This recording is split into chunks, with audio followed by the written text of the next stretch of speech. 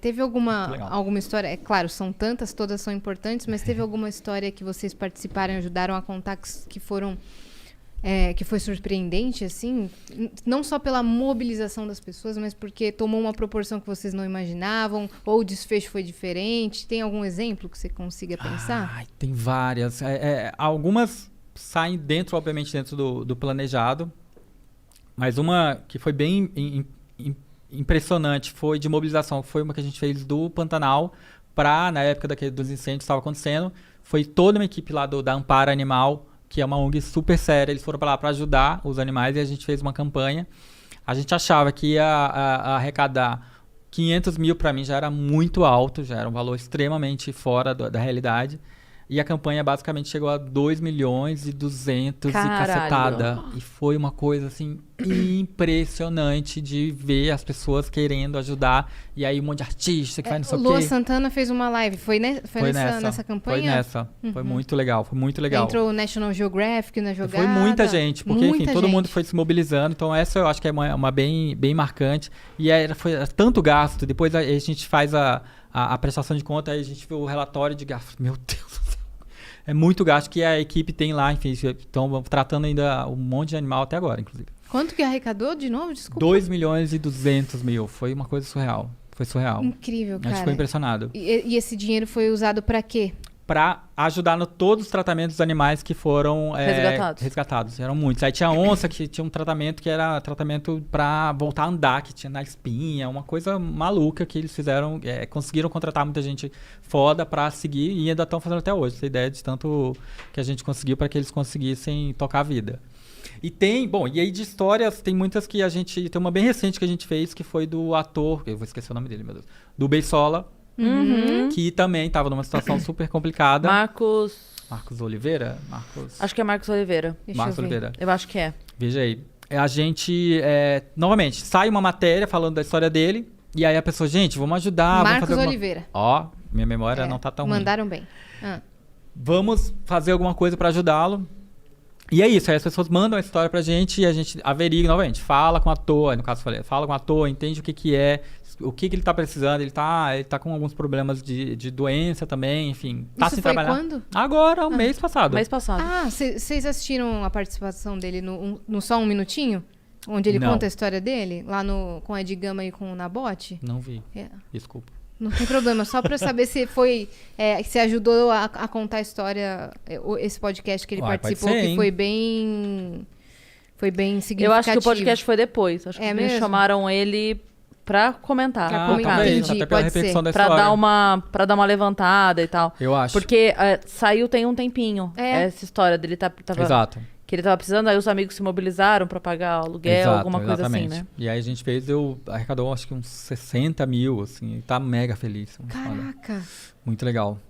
Tem uma que eu acho também que agora precisa falar pra ele, conversar com o Matheus Motoboy, que vai dar dicas de investimento. É verdade. Marcos, liga pro Matheus Motoboy. Cuida desse dinheiro, homem. Que ele sabe fazer o negócio. Dúvidas, LTW Consult. Exatamente. Beisola e Matheus Motoboy, LTW Consult pra vocês. Maravilhoso. E tem algumas histórias que me marcam muito, porque a gente acaba acompanhando os desfechos. Então tem uma história que é do seu Roberto, que é um senhorzinho que mora aqui em São Paulo, inclusive, que no começo da pandemia, ele mora numa vila, aqui na Vila Leopoldina, inclusive, uma vilazinha de casas. A casa dele era muito, muito, muito zoada, assim, muito acabada, e ele vive sozinho há muitos anos. E ele nunca se aproximava muito dos vizinhos e tal. E aí rolou pandemia, começo de pandemia, e aí duas vizinhas, que é a Jéssica e a Bárbara, se preocuparam com ele não estarem sabendo o que está acontecendo no mundo, que ele não tinha TV e tal. E aí elas foram lá tentar se aproximar dele, começaram a ficar mais próximas. E aí quando entraram na casa dele, viram a situação deplorável que ele estava, tudo muito sujo, o banheiro tipo entupido, ele não comia quase nada, porque ele recebe tipo uma aposentadoriazinha, caindo aos pedaços. E aí elas fizeram uma publicação para tentar chegar até a gente, para ver o que poderia fazer, porque elas falaram, vamos tentar fazer uma reforma aqui, para tentar dar umas condições melhores de vida aí para ele. E aí, enfim, a história chegou até a gente checou, verificou tudo certinho, vimos, novamente, fizemos todo o acompanhamento, viu o que era, beleza. Lançamos a campanha E foi um estouro. A gente fez de 20 mil inicialmente para fazer uma reforma do jeito que a gente conseguiria. Arrecadou 120. Caramba! Em 40 minutos. Foi surreal. 6 vezes mais. Foi surreal. E aí a gente, na hora, fez uma live com elas e falou, gente, o que tá acontecendo? Ela falou, gente, todo mundo chorando, foi uma choradeira. Falei, meu Deus, que loucura. Surreal, que absurdo. Foi muito rápido. Foi uma das modo bom. Foi uma das mais rápidas, assim, de arrecadação. E aí arrecadamos, e aí partiu pra obra, assim, depois do tempo, enfim, demora um tempo pra cair, enfim, fizemos. E aí a Jéssica trabalhava com arquitetura, né, então deu tudo certo.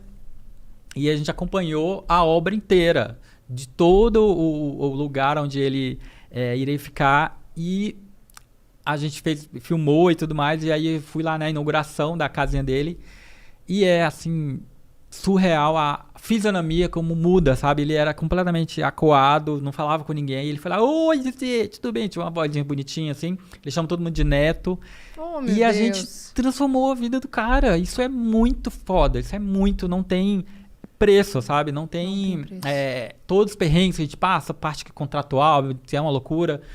Todos os perrengues valem a pena quando a gente vê o seu Roberto lá acenando pra gente, dando um oizinho, assim, isso é muito maravilhoso, assim. Então, acho que a Voa foi uma situação, uma plataforma que a gente acabou criando, porque a gente queria ir um passo além, né? Não era só contar a boa notícia, a gente queria ser também uma boa notícia, fazer uma boa notícia, né? Porque a Voa literalmente faz uma boa notícia.